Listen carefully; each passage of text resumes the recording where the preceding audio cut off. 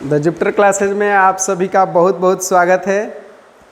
कल जो हम लोग फिजिक्स में मापन किए थे उसमें हम लोग कल किए थे एसआई पद्धति तक किए थे, मतलब मात्रकों की एसआई पद्धति तक किए थे। उसमें देखे थे कि 6 मूल मात्रकों को मान्यता 1900 मापतौल की जो अधिवेशन था, मापतौल का अधिवेशन 1960 में हुआ था, उसमें 6 राशियों को मान्यता मिला, 6 मूल मात्रकों को मान्यता मिला। और जो 7वां राशि जो है वह है पदार्थ का परिमाण, उसको मान्यता कब मिला? तो 1971 में मिला, 1971 में मिला। उसके बाद अब जो है ना और दो संपूरक राशियों को मान्यता मिला था, और 2 संपूरक राशि की संख्या 2 है, तो उसके 2 मात्रक भी होंगे, संपूरक मात्रक 2 होंगे। एक था रेडियन और दूसरा का, एक है रेडियन और दूसरा का है स्टेरेडियन। तो जो रेडियन हमें मात्रक वह है कोण का या समतल कोण का, और जो स्टेरेडियन है वह मात्रक है ठोस कोण का। तो हम लोग समझते हैं पहले कि रेडियन क्या होता है, स्टेरेडियन क्या होता है। रेडियन क्या होता है, स्टेरेडियन क्या होता है। रेडियन समतल कोण का मात्रक होता है, स्टेरेडियन ठोस कोण का मात्रक होता है, या इसको धन कोण कहते हैं। तो ठीक है, चलिए आगे समझते हैं। अच्छा, देख लीजिए इधर नवीं कक्षा के सभी छात्रों के लिए अब कोई भी टेंशन लेने की ज़रूरत नहीं है। भौतिकी का चैप्टर 1 चल रहा है, जिसमें हम लोग मापन कर रहे हैं। मापन जो है आपका क्लास कंटिन्यू रहेगा, और मापन का पीछे एक क्लास हो गया है, ई वाला मापन का सेकंड क्लास है। तो आप लोग बेफिक्र होकर के इस चैनल से जुड़े रहें और द जुपिटर क्लासेज चैनल को देखते रहें और अपने मित्रों दोस्तों के पास शेयर करते रहें। तो चलिए देखते हैं। ठीक है, सबसे पहले देखेंगे एसआई पद्धति, जहाँ से छोड़े थे वहीं से लेकर के आगे बढ़ते हैं। एसआई पद्धति में देखे थे कि 1960 में आपका 6 मूल मात्रकों को मान्यता मिला। 6 मूल मात्रकों को मान्यता प्राप्त हुआ या मान्यता प्राप्त हुआ। एक 7वां राशि था 1971 में। 7वां मूल राशि था वह था आपका पदार्थ का परिमाण। और पदार्थ का परिमाण जो है, इसका मात्रक जो है वह हो गया मोल। मोल को 1971 ईस्वी में मान्यता प्राप्त हुआ, मूल राशि के रूप में, मूल मात्रक के रूप में। मोल MOL इसका क्या है, संकेत है। तो अब देखिए 1971 में, 1960 में इनके अलावे और भी 2 राशि को मान्यता प्राप्त हुआ, और वह है आपका संपूरक राशि। कौन है? संपूरक राशि। संपूरक राशि में संपूरक राशियाँ में कौन कौन है? तो 2 राशियाँ हैं। पहला है फर्स्ट, ये एक पहला जो है वह है आपका समतल कोण। कौन सा? समतल कोण। कौन सा? समतल कोण। सेकंड जो है वह है आपका ठोस कोण। ठोस को इंग्लिश में सॉलिड बोलते हैं, कोण को इंग्लिश में एंगल बोलते हैं। तो एक है समतल कोण और एक हो गया ठोस कोण। समतल कोण का जो मात्रक हो गया वह है आपका रेडियन। क्या है? रेडियन। समतल कोण का मात्रक रेडियन, RAD रेडियन। एक हो गया ठोस कोण का मात्रक, क्या हो गया? स्टेरेडियन। स्टेरेडियन को शॉर्टकट में क्या लिखेंगे? SR, steradian. तो सबसे पहले हम लोग आप समझते हैं कि समतल कोण जो रेडियन होता है वह क्या चीज़ है, और ठोस कोण कैसा होता है, इसको समझते हैं। तो देखिए, जब वृत्ताकार 1 मिनट देखेंगे। देखिए वृत्ताकार ये वाला हो गया। जब वृत्त के केंद्र पर उसकी त्रिज्या के बराबर, चाप द्वारा जितना डिग्री का कोण बनाया जाता है केंद्र पर, उस कोण को एक रेडियन कहते हैं। क्या कहते हैं? एक रेडियन। एक रेडियन क्या होता है? तो एक रेडियन कोण जो है वह है जो किसी वृत्त के केंद्र पर त्रिज्या के बराबर चाप द्वारा, है चाप है, त्रिज्या के बराबर, त्रिज्या और चाप का लंबाई दोनों बराबर होगा, आर और एल का लंबाई बराबर होगा, तो यहाँ पर जितना डिग्री का कोण बनेगा उसको एक रेडियन कहते हैं। क्या कहते हैं? रेडियन। तो रेडियन आई होप कि आप लोग को समझ में आ गया होगा। रेडियन एक बार फिर से बता रहे हैं रेडियन क्या है। तो किसी वृत्त के केंद्र पर त्रिज्या के बराबर चाप के द्वारा अंतरित कोण को, अंतरित मतलब केंद्र पर बनाया गया कोण, अंतरित कोण को एक रेडियन कहते हैं। क्या कहते हैं? एक रेडियन। आर का मान और चाप की लंबाई एल का मान अगर दोनों बराबर होता है तो केंद्र पर बने हुए कोण को, अंतरित कोण को एक रेडियन कहते हैं। क्या कहते हैं? एक रेडियन कहते हैं। अब देखिए, अब जो दूसरा है वह है आपका ठोस कोण, सॉलिड एंगल। पहला हो गया रेडियन और दूसरा का आपका है ठोस कोण। ठोस कोण दूसरा देखते हैं, ठोस कोण। देखिए ठोस कोण क्या होता है? तो ये मान लेते हैं कि ये आपका एक जो है गोला है और ये गोला का क्या हो गया? केंद्र हो गया। तो गोला के पृष्ठ पर एक पृष्ठ का छोटा सा टुकड़ा लेते हैं, छोटा सा टुकड़ा लिया जाता है और इस छोटा सा टुकड़ा के प्रत्येक कोर से जब इसके केंद्र पर यहाँ से ऐसे मिलाया जाएगा, चारों तरफ से, यहाँ से चारों तरफ से मिलाएंगे, चारों कोना से यहाँ से मिलाया जाएगा तो यहाँ पर देखेंगे ना कि एक कोण बनेगा और वह कोण का मान जो होगा वह इस तरीक़ा से होगा। उसका कोण, ये वाला जो है कोण वह इस टाइप का दिखेगा। या फिर देखिए दूसरा फिगर में देख सकते हैं कि एक ये वाला है, एक ऐसे करके एक डिब्बा है। यहाँ पर अगर देखते हैं कि चारों भुजा को मिलाते हैं, चारों शीर्ष को यहाँ पर मिलाते हैं एक बिंदु के पास, तो इसके बीच में ऐसे एक कोण बना होगा। इसी कोण को हम लोग क्या कहते हैं? तो ठोस कोण कहते हैं। क्या कहते हैं? ठोस कोण कहते हैं। ठोस कोण कहते हैं, ठोस सॉलिड एंगल कहते हैं। और इसका जो मात्रक होता है वह होता है स्टेरेडियन। क्या होता है? स्टेरेडियन। और स्टेरेडियन को संकेत में एस आर से सूचित किया जाता है। और आपको बता देते हैं कि ये जो गोला होता है, अगर एक गोला है तो उसके केंद्र पर ठोस कोण का मान कितना होता है? तो 4 पाई होता है, 4 पाई होता है। अब 4 पाई का मतलब ये नहीं कि सोने वाला 4 पाई का बात हो रहा है, 4 पाई। 4 पाई में दिक्कत हो रहा है तो 4 पाई बोलेंगे, 4 पाई। ठोस कोण के जो गोला होता है उसके केंद्र पर ठोस कोण का मान कितना होता है? तो 4 पाई होता है। और एक वृत्त के केंद्र पर कितना डिग्री का कोण बनता है? कितना रेडियन का कोण बनता है? तो देखिए, एक वृत्त के केंद्र पर 360 डिग्री का कोण बनता है। डिग्री में 360 और रेडियन में पूछेंगे तो 2 पाई। कितना? 2 पाई रेडियन का कोण बनता है। एक वृत्त जो होता है उसके केंद्र पर रेडियन में कोण बनता है तो 360 डिग्री, डिग्री में 360 और रेडियन में 2 पाई बनता है। लेकिन अगर ठोस कोण का बात करेंगे तो ठोस कोण एकदम एक गोला में होगा, स्फीयर में होगा, फुटबॉल जैसा होगा। और फुटबॉल के केंद्र पर कितना ठोस कोण का मान होगा? तो वह होगा, टोटल ठोस कोण का मान जो होगा वह आपका 4 पाई होगा। तो आप लोग समझ गए होंगे कि रेडियन क्या होता है और एक ठोस कोण क्या होता है। ठोस कोण का मान सरफेस के मतलब स्फीयर के केंद्र पर कितना होता है? तो 4 पाई होता है। अब वृत्त के केंद्र पर कितना डिग्री का कोण बनता है? तो 360 डिग्री का। रेडियन में 2 पाई बताएंगे। यानी कि एक बात और समझ लेते हैं कि 2 पाई रेडियन बराबर कितना होता है? तो 360 डिग्री होता है। कितना होता है? 2 पाई रेडियन बराबर 360 डिग्री होता है। ठीक है, तो आगे बढ़ते हैं। अब आगे हम लोग देखते हैं मानक उपसर्ग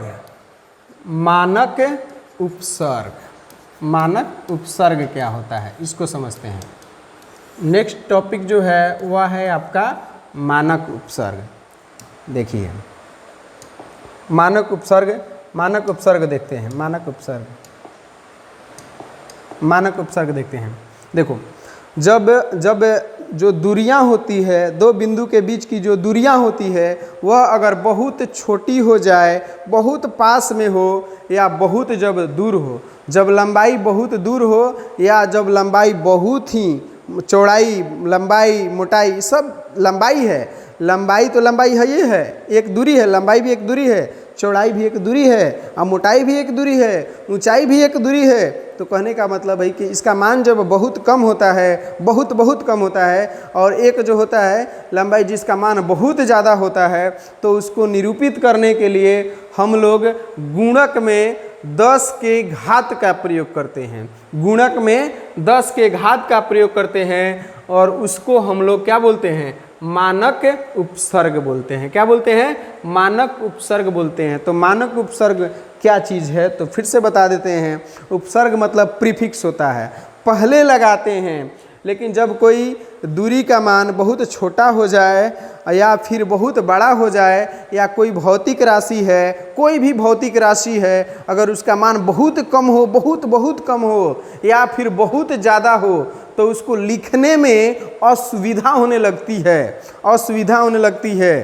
तो उसको 10 के घात के रूप में, 10 के घात के रूप में, 10 के घात के रूप में लिखा जाता है, जिसे क्या कहते हैं? मानक उपसर्ग कहते हैं जी। 10 के घात के पावर के, 10 के घात के रूप में लिखा जाता है। घात का मतलब पावर होता है, तो उसको हम लोग क्या बोलते हैं? मानक उपसर्ग बोलते हैं। अब देखिए कुछ मानक उपसर्ग है जो हमें याद रखना है, जो हमें याद रखना है। इसको आप लोग बिल्कुल अच्छा से समझेंगे और इसको याद भी रखेंगे, क्योंकि आगे आपको इनसे बहुत लाभ मिलने वाला है, बहुत बेनिफिट होने वाला है। आपका जो फिजिक्स है इससे थोड़े सा इंटरेस्टिंग हो जाता है। जैसे जैसे आप आगे जाएंगे, 11वीं 12वीं कक्षा में जाएंगे, तो आपको इसका जो ज़रूरत पड़ेगा तो वहाँ पर आप फील करेंगे कि नहीं सर कह रहे थे कि इसका ज़रूरत है। तो चलिए देखते हैं, कुछ मानक उपसर्ग है उसको देख लेते हैं, उसको याद रखना पड़ेगा। तो देखिए 10 के पावर जो 0 होता है, 10 के पावर 0, 10 के पावर 0, 10 के पावर 0 का मतलब हो गया क्या? 1 हो गया। किसी भी संख्या का अगर पावर 0 हो जाए तो उसका मतलब उसका मान 1 होता है। उसके बाद देखते हैं कि 10 के पावर अगर -1 हो जाए तो ये इससे कम हो गया। कितना कम हो गया? तो 10 गुना कम हो गया। और उसके बाद 10 के पावर -2 हो जाए, 10 के पावर, 1 मिनट रुक जाइए, 10 के पावर -3 हो जाए, रुक जाइए, लिखने में थोड़ा सा असुविधा हो रहा है तो आप लोग 1 मिनट वेट कीजिए।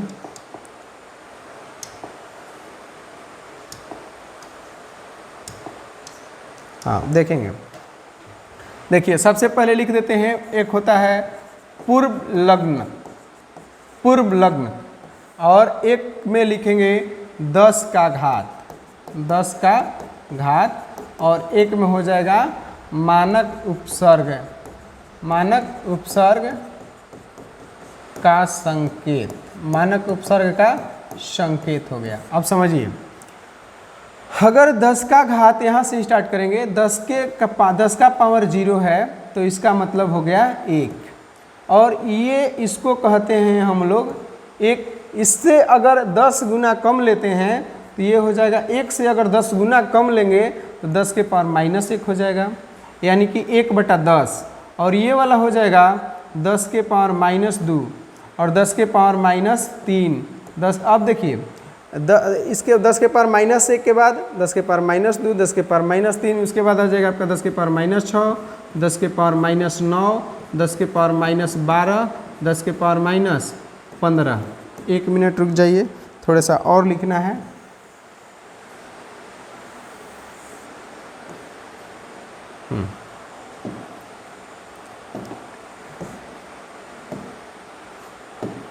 इसको समझ लेते हैं। 10 के पावर -1 हो गया, 2 3 हो गया, यहाँ पर 15 हो गया, और 10 के पावर 1 हो जाएगा -18। देखिए सबसे पहले 10 के पावर 0 को 1 माना जाता है, इसको कहते हैं मीटर। क्या बोलते हैं? इसको मीटर बोला जाता है। 10 के पावर 0 को मीटर से निरूपित किया जाएगा। पहले देख लीजिए, उसके बाद सारा बताते हैं। 10 के पावर -1 जो है इसको कहते हैं डेसी। अगर किसी संख्या में अगर उसको 10 के पावर -1 के रूप में आता है तो उसको डेसी कहते हैं। अगर 10 के पावर -2 आता है तो उसको सेंटी कहते हैं। डेसी, सेंटी, और 3 का नाम हो गया मिली। डेसी, सेंटी, मिली, और जो 6 है इसका नाम हो गया micro. Deci, centi, milli, micro, और नैनो। नैनो 9 को नैनो, नैनो 10 के पावर -9 को नैनो, और 10 के पावर 12 को कहेंगे पीको। क्या कहेंगे? पीको। 15 को क्या कहेंगे? Micro, nano, pico. और ये हो गया आपका फेमटो, फेमटो। और 10 के पावर 18 को क्या कहेंगे? तो ये कहेंगे atto. Deci, centi, milli, micro, nano, pico, femto, atto. कैसे याद रखेंगे? तो 3 का सेट बनाएंगे।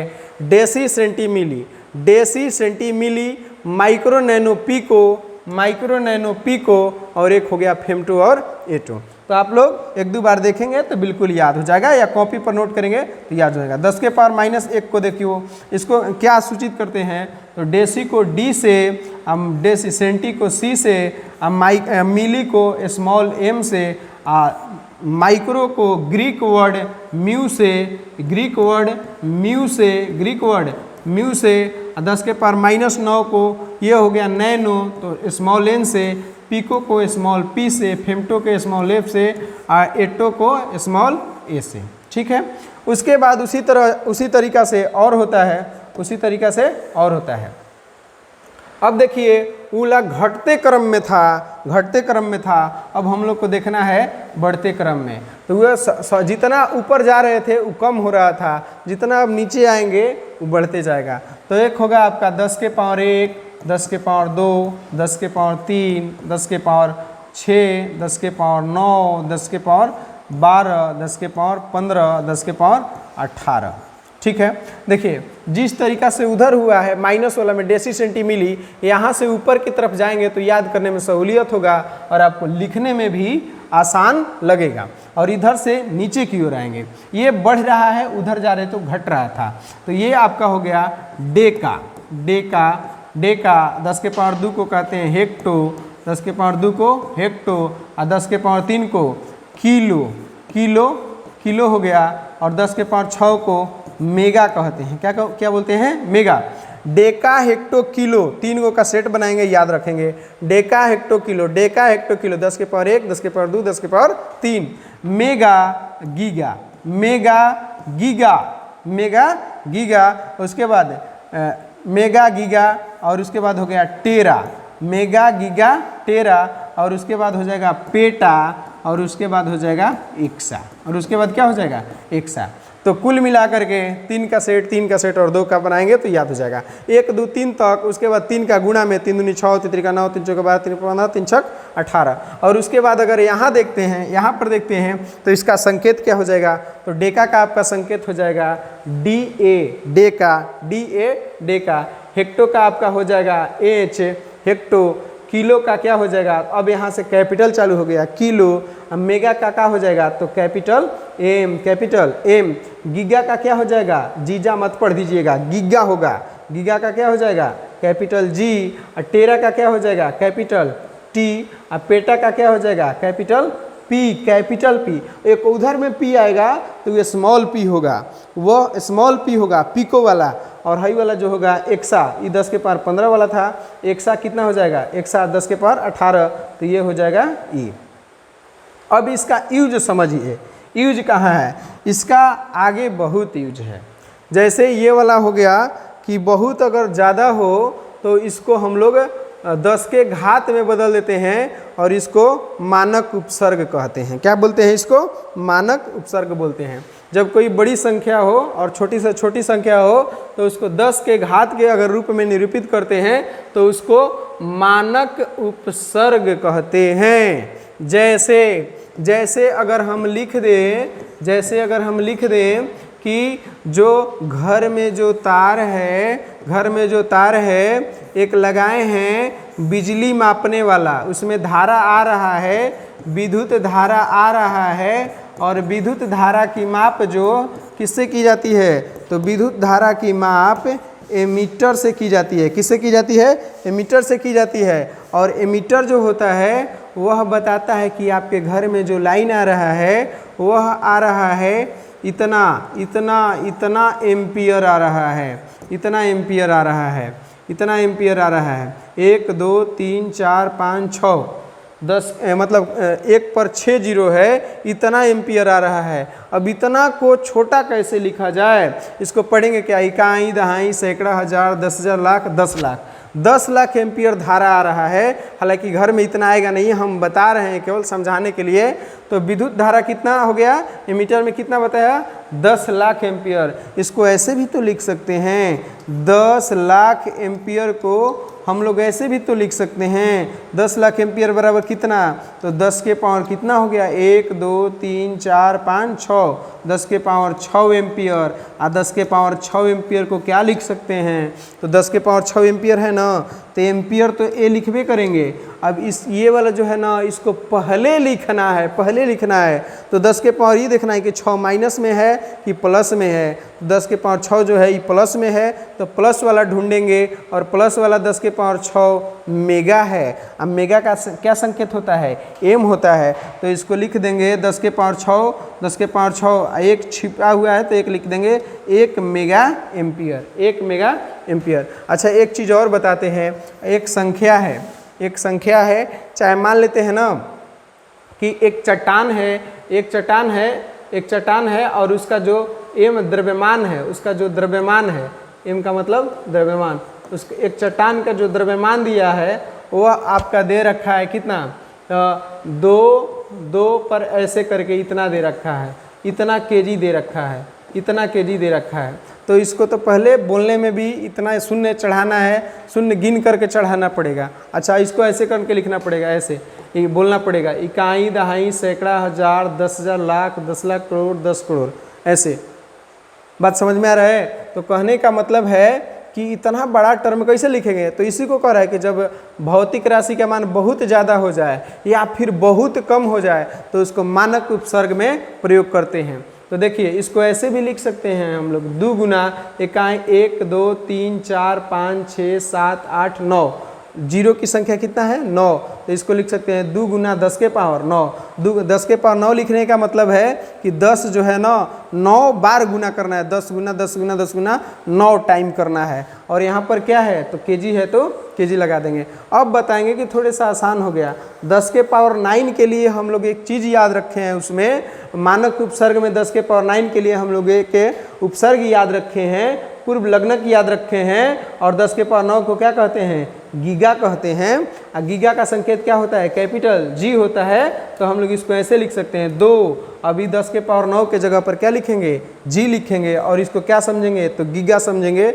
10 के पावर 2 गीगा केजी, यानी कि 2 गीगा केजी। अब जी का मतलब गीगा समझे हैं, और गीगा का मतलब 10 के पावर 9 होता है। और 10 के पावर 9 का मतलब 9 गो जीरो है तो 2 पर 9 गो जीरो चढ़ा देंगे तो फिर उतना आ जाएगा। तो ये थोड़े सा लग रहा है ना कि हम लोग इसको शॉर्ट करके लिख दिए, तो यही क्या है? मानक उपसर्ग का प्रयोग हो गया। एक और देखते हैं, एक और एग्जाम्पल देखते हैं कि लिखा हुआ है, एक लिखा हुआ है कि 0.000000 ऐसे करके 5 ओम लिखा हुआ है। एक घर में तार है, उसका प्रतिरोध कितना है? उसका प्रतिरोध को R से सूचित करते हैं, R से सूचित करते हैं। और R का मान कितना दे रखा है? तो 0.0000005 इतना करके ओम दे रखा है। तो इसको ऐसे भी तो लिख सकते हैं बाबू। देखिए, दशमलव हटाएंगे तो ऊपर तो 5 बचेगा, नीचे कितना बचेगा? 1 2 3 4 5 6 7, 1 2 3 4 5 6 गड़बड़, 2 और 2 4 और 2 6 1 7। तो नीचे लिख सकते हैं 1 पर कौ गो जीरो? 7 गो। तो उसको ऐसे भी तो लिख सकते हैं, 10 के पावर 7 ओम लिख सकते हैं। 10 के पावर 7 ओम जो है ऊपर की तरफ जाएगा। एक और बात ध्यान में रखेंगे कि 10 के पावर 7 जो है ना इसमें है नहीं, तो 10 के पावर 7 के नज़दीक में कौन है? तो 10 के पावर 7 के नज़दीक में 10 के पावर इसमें देखेंगे तो या तो 6 होगा, कहेंगे कि सर 8 तो है ही नहीं है, तो 8 नहीं लेंगे। या 10 के पावर 7 के नज़दीक में या तो 10 के पावर 6 होगा, नहीं तो 10 के पावर 9 होगा, लेकिन सबसे नज़दीक में 6 है तो 6 लेंगे। तो एगो ऐसे करना पड़ेगा, 5 बटा में 10 गुना 10 के पावर 6। अब समझिए कि ये वाला जो है इसका मान हम लोग जानते हैं, लेकिन अभी नहीं लिखेंगे, प्लस में नहीं, ऊपर ले जाने के बाद तब इसमें से लगाना है। तो ये हो गया 5 में 10 ले भागा दे देंगे तो 0.5 आ जाएगा, और गुना में, और 10 के पावर 6 जब ऊपर जाएगा तो माइनस में हो जाएगा, तो 10 के पावर माइनस 6 ओम हो गया। अब देखिए 10 के पावर माइनस 6 जो ओम हो गया, उसको अगर इसमें देखते हैं 10 के पावर माइनस 6 ओम को देखते हैं तो आपको पता चलेगा कि यहाँ पर है 10 के पावर माइनस 6, और इसको क्या कहते हैं, माइक्रो कहते हैं। और माइक्रो का संकेत क्या होता है, तो म्यू होता है। तो यहाँ पर देखेंगे तो ये वाला आपका आ जाएगा 0.5 गुना 0.5 गुना नहीं लिखेंगे, अब 10 के पावर माइनस 6 को क्या कहते हैं, तो म्यू कहते हैं, और ये वाला क्या हो गया, ओम हो गया। तो आर का मान इतना न लिख करके ऐसे जब रूप में लिखते हैं तो इसी को मानक उपसर्ग रूप कहते हैं। प्रतिरोध का मान उतना है और ये भी उतना ही लिखा है, लेकिन अब शॉर्ट हो गया, तो मानक उपसर्ग का प्रयोग इस तरीका से होता है। ठीक है, समझ में आ रहा है? ठीक है, स्क्रीनशॉट ले लीजिए। चलिए, अच्छा स्क्रीनशॉट लेने में दिक्कत हो रहा है, एक मिनट रुक जाइए, थोड़ा सा इधर कर देते हैं। ठीक है, स्क्रीनशॉट ले लीजिए। ठीक है, हो गया। ठीक है, आगे बढ़ते हैं। देखिए और एक दो एग्जाम्पल देख लेते हैं मानक उपसर्ग का, जैसे है 5 मेगावाट। 5 मेगावाट ये मानक उपसर्ग में दिया है, इसका वैल्यू क्या होगा? तो एक चीज़ समझते हैं, मानक उपसर्ग में दे रखा है ना, तो देखिए मानक उपसर्ग में आपका जो दे रखा है इसको समझिए। ये वाला जो है आपका वाट दिया है यहाँ पर 5 मेगावाट। तो जो देखिए लास्ट में देखना है, लास्ट में क्या है, तो वाट है, तो लास्ट में यहाँ पर जो वाट है उसको लिख देंगे, और जो यहाँ पर होगा ना उसको भी यहाँ पर लिख देंगे, 5 हो गया, और गुना दे देंगे। अब मेगा का मतलब अब बताइए कि मेगा का मतलब क्या होता है? तो मेगा का मतलब आप लोग देखेंगे कॉपी में, मेगा का मतलब देखेंगे तो इसमें मिलेगा आपको एक जगह मेगा मिलेगा। अब मेगा का मतलब हो गया 10 के पावर 6, और 10 के पावर 6 के जगह पर स्मॉल में m लिखे थे, तो उस संकेत है मेगा का, और मेगा का मतलब कितना हो गया 10 के पावर 6। तो इसका मतलब है कि 5 मेगावाट का मतलब क्या हो गया, तो 5 मेगावाट का मतलब हो गया 5 गुना 10 के पावर 6 वाट हो गया। इसको ऐसे भी लिख सकते हैं, 5 पर कौ गो जीरो हो जाएगा, तो 6 गो, 1 2 3 4 5 6 वाट हो गया। तो ये भी ठीक है और ये भी ठीक है, बस बनाने आना चाहिए। अब देखिए एगो लिखा है यहाँ पर 6 माइक्रोमीटर, 6 माइक्रोमीटर, 2 बार माइक्रो है, माइक्रोमीटर, ये क्या होगा, ये कितना होगा? तो बिल्कुल हैरान होने वाली बातें नहीं है। मीटर जो है उसको मीटर यहाँ पर लिख देंगे, मीटर संकेत रूप में भी लिख सकते हैं, मीटर का संकेत स्मॉल m भी लिख सकते हैं, कोई दिक्कत नहीं है। अब देखो 6 के जगह पर 6 लिखेंगे, और यहाँ पर माइक्रो है। अब माइक्रो का मतलब समझेंगे कि माइक्रो का उपसर्ग क्या था, तो माइक्रो का उपसर्ग होता है 10 के पावर माइनस 6 होता है। देख लीजिए एक बार और देख लीजिए, माइक्रो का मतलब होता है 10 के पावर माइनस 6 होता है, उसको म्यू शॉर्टकट में म्यू लिखते हैं। तो यहाँ पर पता है कितना हो जाएगा, यहाँ पर माइक्रो का मतलब आपका हो जाएगा 10 के पावर माइनस 6 हो जाएगा, और फिर माइक्रो है तो फिर 10 के पावर माइनस 6 होगा, कोई दिक्कत नहीं है। तो 6 गुना 10 के पावर माइनस 6, 10 के पावर माइनस 6, तो हो जाएगा आपका 10 के पावर माइनस 12, m के जगह पर क्या हो जाएगा, मीटर। अब समझिए 10 के पावर माइनस 12 को क्या कहते हैं, ये तो हो गया, एक और ठीक हो गया। इसको ऐसे भी लिख सकते हैं कि 6, माइक्रो को म्यू कहते हैं, फिर माइक्रो है तो फिर म्यू कहेंगे, और मीटर है तो मीटर, ऐसे भी लिख सकते हैं शॉर्टकट में। इसको ऐसे भी लिख सकते हैं 6 गुना, माइक्रो का मतलब 10 के पावर माइनस 6, फिर 10 के पावर माइनस 6, तो 10 के पावर माइनस 12 मीटर आ गया। एक और चीज़ में कन्वर्ट कर सकते हैं इसको, 6 गुना 10 के पावर माइनस 12 का मतलब क्या होता है, तो 10 के पावर माइनस 12 को पिको कहते हैं, तो पिको के लिए स्मॉल p होता है, और यहाँ पर मीटर के लिए m हो गया। तो 6 माइक्रोमीटर का मतलब 6। अच्छा एक मिनट, यहाँ पर गुना नहीं होगा, इसमें गुना नहीं होगा, इसमें गुना नहीं, तो 6 पिकोमीटर हो गया, पीएम नहीं समझ लेना है प्राइम मिनिस्टर। 6 माइक्रोमीटर का मतलब 6 पिकोमीटर, या फिर उसको लिख सकते हैं 6 × 10⁻⁻12 मीटर। 10⁻⁻12 मीटर ये एक पिको कहलाता है। ठीक है, समझ में आ रहा है? तो चलिए अब आगे बढ़ते हैं। अब हम लोग देखेंगे महत्वपूर्ण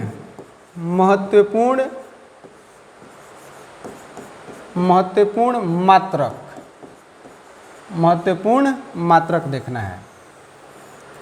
पहला जो महत्वपूर्ण मात्रक है वह आपका है फुट। फुट के बारे में चर्चा हुआ है, फिर एक बार फुट समझते हैं। तो पहला फुट के बारे में पहला चीज़ देखिए, फुट के बारे में पहला चीज़ समझते हैं। फुट बीच में लिख देंगे, समझेंगे इसको। फुट जो होता है वह आपका एफपीएस पद्धति में लंबाई का मात्रक होता है। एफपीएस पद्धति में किसका? लंबाई का मात्रक होता है। फुट क्या है? तो पहला पॉइंट है कि एफपीएस पद्धति जो था, मात्रकों का एफपीएस पद्धति, उसमें एफ क्या था? तो लंबाई का मात्रक था। फिर उसके बाद देखेंगे, फिर उसके बाद दूसरका देखेंगे तो 1 फुट बराबर क्या होता है? तो 1 फुट बराबर, फिट हम लोग बोल देते हैं, फुट लिखेंगे। 1 फुट बराबर कितना होता है? तो ये आपका 12 इंच होता है। 1 फुट बराबर कितना होता है? 12 इंच होता है। और एक और चीज़ समझेंगे कि 1 इंच बराबर कितना होता है? 1 इंच बराबर कितना होता है? तो बता देते हैं कि 1 इंच बराबर 2.54 सेंटीमीटर होता है। 1 इंच बराबर कितना? 2.54 सेंटीमीटर। तो 1 फुट बराबर कितना सेंटीमीटर हो जाएगा? 1 फुट बराबर कितना सेंटीमीटर हो जाएगा? तो देखेंगे 1 फुट बराबर कितना? 12 इंच। 1 फुट बराबर 12 इंच। अब बताओ 1 इंच बराबर कितना? तो 1 इंच बराबर 2.54 सेंटीमीटर। 2.54 सेंटीमीटर। तो इसमें गुना कर लीजिएगा तो आ जाएगा आपका, गुना कर देते हैं, 12×4 हो जाएगा 4, 12×5 60, 4 64, 6, 12 दूनी 24, 6 30। तो आ जाएगा आपका 30.48 सेंटीमीटर। यानी कि 1 फुट बराबर कितना? तो 30.48 सेंटीमीटर। अच्छा, एक और देखेंगे, 1 मीटर बराबर कितना? 1 मीटर बराबर कितना इंच होगा? 1 मीटर में कितना इंच होगा, या 1 मीटर में कितना फुट होता है? तो आप देखेंगे कि 1 मीटर में 37.4 या 5, लगभग 4 या 5 जो होता है वह आपका 1 मीटर में 4 या 5 इंच होता है। 37.5 इंच होता है। अच्छा बताओ कि 1 इंच में कितना? तो 1 इंच में 2.54 होता है। तो ये आपका हो गया 37.5 गुना 254। अच्छा, इसको गुना कर लीजिएगा तो ये वाला किस में आ जाएगा? सेंटीमीटर में। तो ऐसे भी पता है कि 1 मीटर बराबर इतना इंच हो गया, तो इसको गुना करेंगे ना तो लगभग आपका आ जाएगा 99 कुछ आ जाएगा। और वैसे भी पता है 1 मीटर में कितना सेंटीमीटर होता है, तो लगभग ये तो 99 आएगा, लेकिन हम लोग जानते हैं कि 1 मीटर बराबर कितना होता है? तो 100 सेंटीमीटर। इसको गुना कीजिएगा ना तो 99 आपका कुछ आएगा। तो चलिए स्क्रीनशॉट ले लीजिए इसको, फिर आगे बढ़ेंगे। अच्छा, 1 मिनट देखिए, हमको लग रहा है कि यहाँ थोड़ा सा दिक्कत है। यहाँ 37 नहीं होता है, यहाँ पर 39 होता है। 39 होता है। तो इसको आप लोग देख लीजिएगा, यहाँ पर 39 होता है, क्योंकि नहीं आ पाएगा वहाँ पर। यहाँ पर होता है 39.7 सेंटीमीटर होता है। 1 मिनट, सेंटीमीटर फिर गड़बड़ हो रहा है। 39.7 इंच होता है। यहाँ पर कर लेंगे 39.7 गुना 1 इंच में कितना हो जाएगा? तो 2.54 सेंटीमीटर हो जाएगा। वैसे भी हम लोग जानते हैं कि 1 मीटर में कितना सेंटीमीटर होता है? तो 100। अब जाकर गुना कीजिएगा ना तो आपका 99.9 ऐसे ही कुछ आएगा। 99.100 के करीब है। तो ये आपका कितना हो जाएगा? 100 सेंटीमीटर हो जाएगा। ठीक है, आज के लिए इतना ही रहने देते हैं। बाकी जो है अब अगले वीडियो में देखा जाएगा। थैंक यू, धन्यवाद।